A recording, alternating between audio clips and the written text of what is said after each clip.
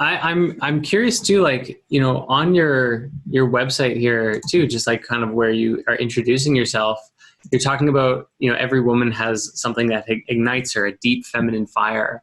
And when I saw that initially, I was, you know, I kind of wanted to ask you how that would relate, like for a man who sees that, you know, is that also, could you relate that with something that's inside of a man? Or would you say that that's sort of, there's like a feminine energy, a feminine experience exclusively for women? Yeah, that's a good question. I think it's both and. I think absolutely, you know, it brings me back to the conversation. I'm curious to hear your thoughts as well. Of the fact that we both have masculine and feminine energy, and the imbalance of the masculine has really brought us as a whole into living life from the mind and from the outside in, and seeking that approval, and sort of just living from the left side of the brain. And I think that men and women can both relate to that.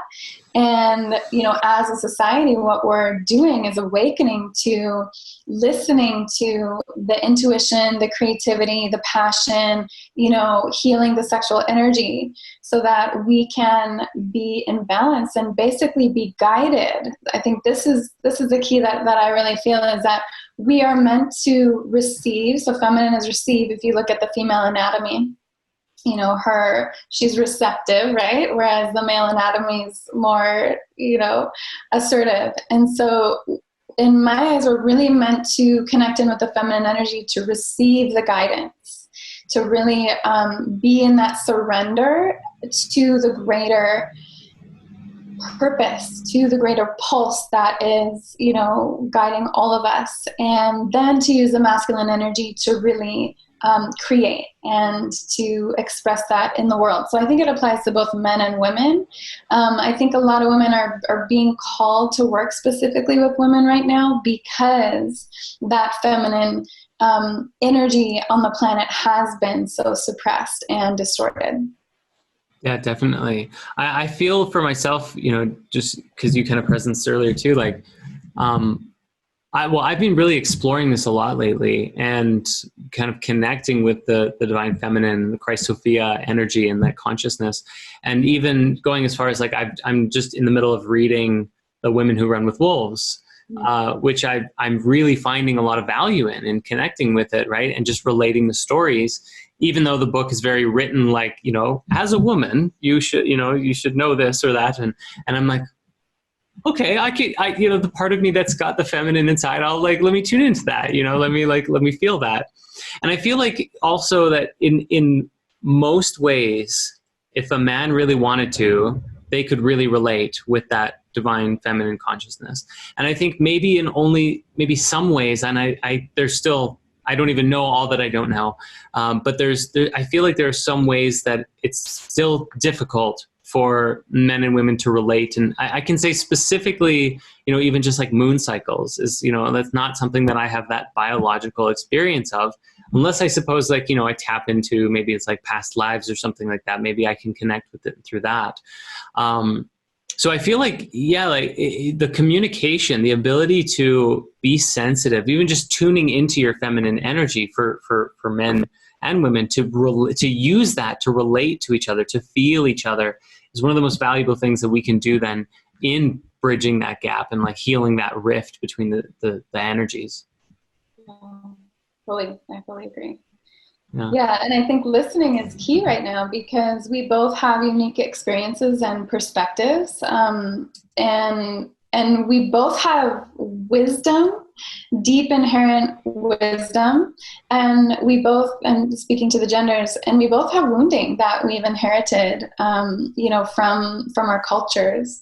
So I think that one of the biggest things I really feel so deeply is that compassion, to be able to really listen to one another's experience with deep compassion, and our best attempt at understanding as much as we can.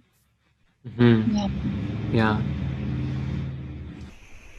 It's like, just, I mean, feeling, and even sometimes just being like, you know, even as far as this podcast goes and just conversations in general, often we have that desire to fill the space with something, fill the, to communicate, to always be talking. But sometimes like the more is said in silence than even when you're communicating with words, right? It's like, I mean, would you say that then, what, like a part of the work that I've done in spirit science and what we explore often is sort of developing like intuitive or psychic abilities, just like connecting with your more psychic senses, and being able to interpret and extract information from visions and meditations and dreams and all of that. And I mean, do you feel, I guess maybe it's a self-explanatory answer in a way, but do you feel like the development of psychic and intuitive abilities is in direct relationship to how much work you do with the feminine energy? That's a cool question. Yeah, absolutely.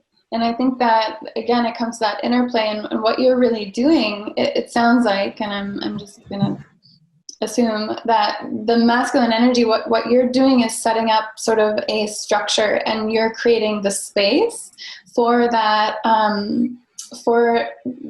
to be able to receive. And yes, I do feel that receptive energy is more that feminine energy in the right side of the brain. You'll see when, we're tapping into our intuition and things like that, we are the right side of the brain is lighting up. So I would say absolutely. But again, that's an energy that we all have, and we're all really meant to be in balance with. So I think it's wonderful and beautiful, and we all have that ability. And sometimes it's just about relearning how to do that. Yeah, definitely. You reminded me of, there was another podcast I was listening to once, which was Neil deGrasse Tyson talking with a neuroscientist. And it was interesting because, I was mostly tuning in because I was like, I'm curious what Neil deGrasse Tyson thinks about psychedelics. And he had that as one of the tags of what they talked about with the neuroscientist woman. And during that same podcast, what she explained, what the scientist explained, was that men predominantly utilize or think more on the left side of the brain. They're using more of that left brain mentality, and that women generally use a bit of both. And they described, she tried to describe sort of like the pros and cons of each. And I just found it to be so interesting that like the perspective that she took was that's the way it is, rather than that looks and feels like it might be out of balance. Like why aren't men a little bit more balanced? Is it supposed to be like that? For what purpose is it like that? And it also made me wonder, like, what would happen if someone was almost entirely on the right side? Is that getting into like just being like so out there that, no one will understand you, or like deeply psychic, but you lack the communication ability to relate it? Like, I don't know. But I like just the general relationship of just, even for men and everybody, just striving for that harmony between the two. Yeah, agreed. And my prayer is also that, the more that we do that, the more that will be reflected in our systems as well. In our politics and our economics and our educational system, that it can really honor the aspects of the feminine and support, the deeper purpose that is, wanting to live through all of us, instead of, over structuring everything. It really kills the spirit. Yeah. Yeah. Well, and I mean, just even not acknowledging the spirit, right? Like that's, I think, maybe one of the consequences of having this materialistic worldview, that like everything that you see is all there is, period. There's no spirit, there's no soul, there's no, right? Like that is maybe even one of the roots of our greatest disconnection as a species, right? Yeah. Because it's an experience directly. Like the moment you acknowledge it and you start, trying to feel it, you start to experience it, and it becomes real for you. If you say it doesn't exist, then your body also just says, sure enough, it doesn't exist, sort of going back to our beliefs create our reality. And, to me, I feel like it directly relates to just using such a small part of our brain, because, people that are accessing their parapsychological abilities are accessing more of their brain, and it's not woo-woo. Like this is where science and spirit are slowly starting to merge, because these things can be tangible. Our technology is just sort of growing to understand that. Yeah. Yeah, definitely. I mean, we're really at the beginning of a new frontier, it seems. Like it's where spiritual sciences can actually start to change the way that we're thinking, right? Because it's like as scientists have this collective worldview of the way things are, but like with every new discovery, it's starting to like challenge that perspective, and soon it's just becoming like a tidal wave that's gonna. I mean, there's really no stopping it unless people just stop doing research. But I don't really look. Doesn't look like that's going to happen, right? Yeah. So that's really beautiful.